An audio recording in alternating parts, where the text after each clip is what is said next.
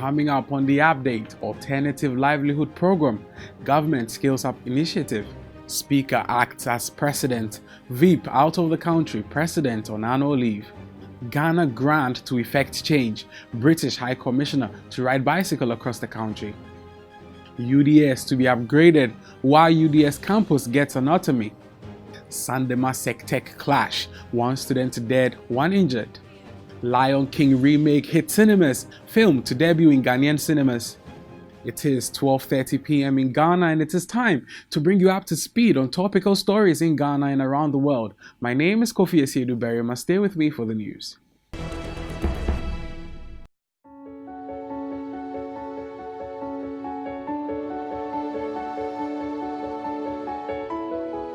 Delving into the stories, government is scaling up the Alternative Livelihood Program (ALP) to cover illegal miners in 14 districts in the 4 regions of the north and 3 districts of the eastern region.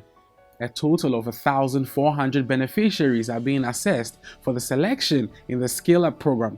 Minister for Local Government and Rural Development Ajia Lima Mahama, speaking at a press briefing to announce the graduation of beneficiaries of the program in Accra, said government had invested 2 million Ghana cedis into the program. The program consists of assessment of the beneficiaries, enrollment, equipment, and contract engagement with master craftsmen. Local government, program Alternative Livelihood Program. Now, ministry, so you have Community Development Institutes, Community Development Department, and the Ministry of Local Government and Rural Development. They were Vocational and Technical Institutes.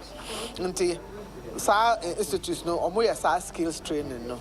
Until you do omo shishe schools no. 500 year enroll no this week and next week. 329 be graduated. 329 no, we are satisfied that they have qualified.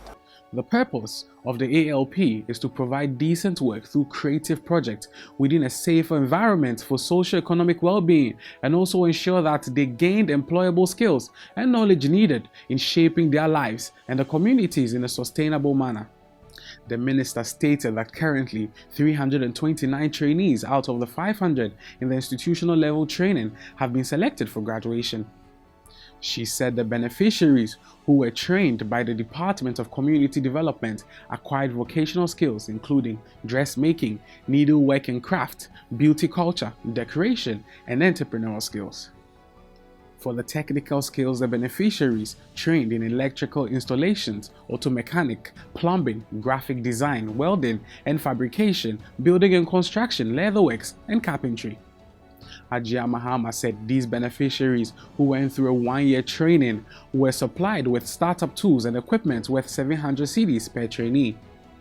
She expressed the hope that the beneficiaries would continue to work hard to provide support for themselves and their communities.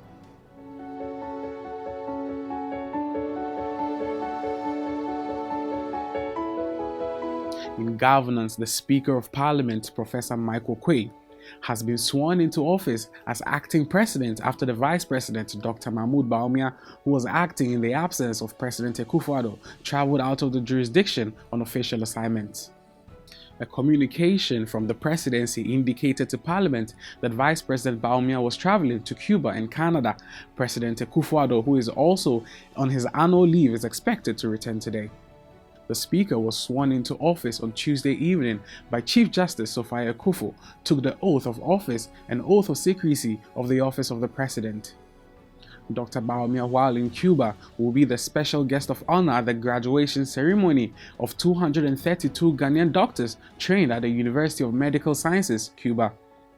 He will also hold talks with the President of Cuba, Miguel Diaz-Canel, the Vice President of Cuba, Salvador Valdez Mesa, and other senior Cuban government officials, and observe a commemorative wreath-laying ceremony at the African Heroes Park. Vice President Bawumia will depart Havana on Saturday, July 20th, for Vancouver, Canada, to lead Ghana's delegation on a trade and investment mission organized by the Ghana High Commission in collaboration with the Canada-Africa Strategic Investment Group Incorporation. Vice President Mahmoud Bawumia returns to Accra on Wednesday, July 24th.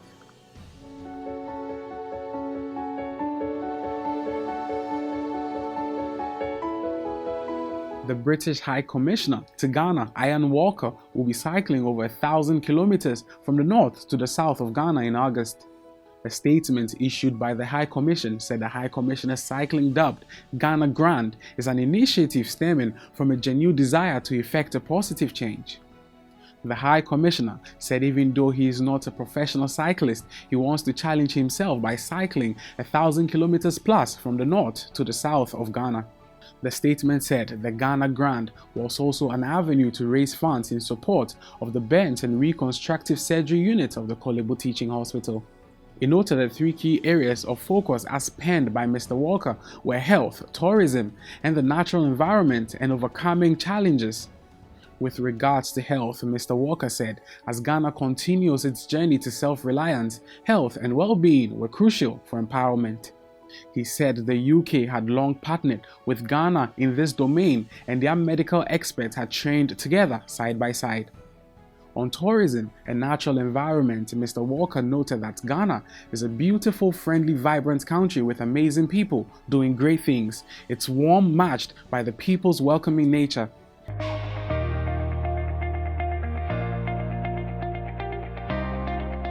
In education, the bill giving autonomy to the WA campus of the University of Development Studies has been laid in Parliament. Minister of State in charge of tertiary education, Professor Kwesi Yankah, has already moved the motion for the second reading of the University of Business and Integrated Development Studies Bill 2018 that seeks to give legal backing to the conversion of the WA campus of the UDS into an autonomous university. When it becomes autonomous, the institution is expected to meet the tertiary educational needs of the people in the Upper West region and beyond. The Upper West region is the poorest, least developed, and under-resourced of all the regions in the country, a situation that tends to affect access to education, training, and ultimately the development of the region. This view is that proximity to a university in the region would stimulate the pursuit of tertiary education and enhance the human resource capacities in the region.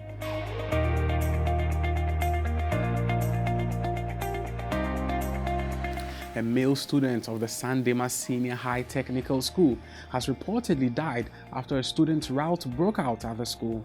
Another victim of the rout is believed to be battling for his life at the clinic in the Wilson North District of the Upper East region. The 2 students are believed to have been hit by flying bullets from the warning shot of personnel from the Ghana Police Service who were assigned to bring the rout under control. The school has been closed down indefinitely after a meeting between the regional and district security committees and the school authorities on Wednesday, July 17. Students have been sent home and would return after deliberations between the school's authority and regional and district security committees. At about 9:40 p.m. on Tuesday, July 16th, some students who were caught loitering around the campus by members of the school's cadet corps were compelled to kneel down as punishment for loitering after preps hours. It has become a tradition in many schools in the region, including Sandema Senior High Technical School, that cadet corps support their school's security to protect students at night, and so on Tuesday night. After preps, students of Sandema Tech were all expected to get into their dormitories. Unfortunately, some students were caught outside, hence the punishment. Narrating the incident, a DGN source said the students went to their individual dormitories after the cadet had released them and informed their colleagues about their ordeal. This angered the students, who ganged up to confront the school's cadet corps at their duty post, which resulted in a fight. According to the source, the angry students extended the fight to some teachers, claiming that they had empowered the cadet corps to molest students on campus, and in the process a motorbike, a car belonging to teachers, and louver blades were destroyed by the angry students.